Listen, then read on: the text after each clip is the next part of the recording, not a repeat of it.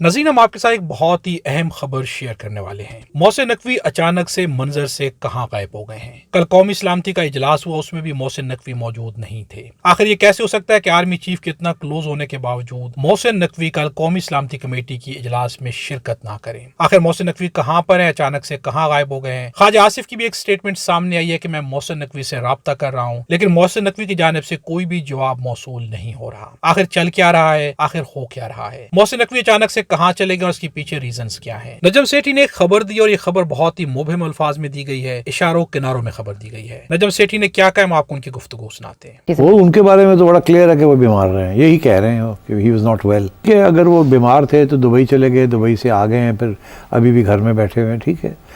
But I think جیسے یہ کہ لوگ کہہ رہے ہیں کہ جی 3-4 بڑے ایسے وقت تھا جب کہ ان کو ہونا چاہیے تھا، نظر آنا چاہیے تھا، تو میرا خیال ہے شاید پھر انٹیریئر منسٹری چھوڑ رہے ہیں وہ، یہی ہو سکتا ہے۔ میرا خیال ہے کہ وہ انتظار میں ہوں گے کہ اگر انٹیریئر چھوڑنی ہے تو اب کیا جانے کا فائدہ۔ اب انہوں نے کھٹک صاحب کو تو لے ہی آئے ہیں، اور طلال چودھری صاحب کو، طلال چودھری صاحب تو خیر ان کے انڈر تھے، تو Khattak is technically close to the others. تو اب یہ ہے کہ یہ ہو سکتا ہے کہ خبریں آ جائیں آگے آپ کو کہ نقوی صاحب انٹیریئر چھوڑ رہے ہیں، کچھ ان کی صحت کا مسئلہ ہے، اور شاید کچھ اور منسٹری میں مل رہی ہے ان کو۔